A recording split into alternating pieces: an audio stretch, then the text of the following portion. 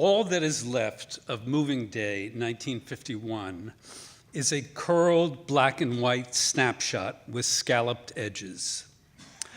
It's hard to tell which is more spindly, the bare maple tree that came with the new ranch house, or me, the skinny, big-eared 4-year-old standing in front of it.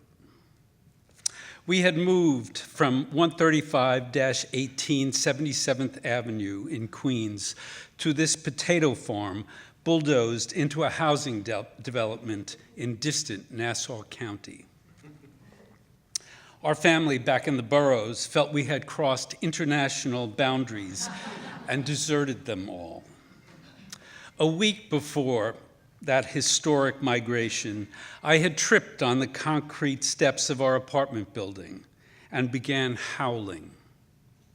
My Aunt Miriam, who would later follow the wagon train across county lines to her own plantation-sized 100 by 100 plot of land in wild and woolly Great Neck, soothed me by saying there would be no steps at my brand new ranch house in the country.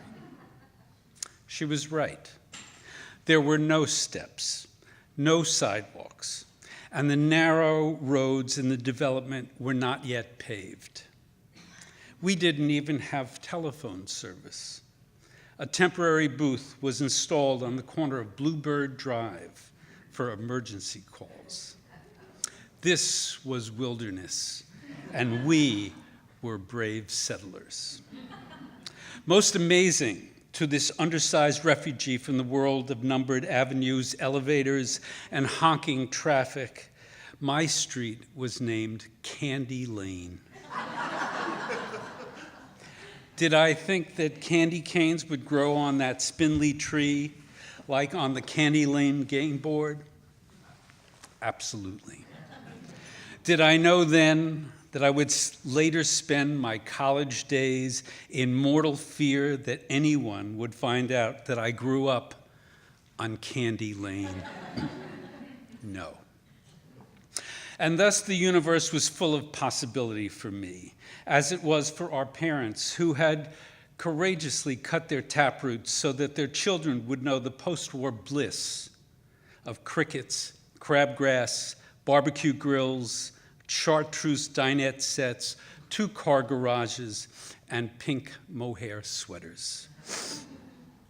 67 years later, with 7 kids and 16 grandchildren riding my shoulders, I am by necessity not spindly anymore.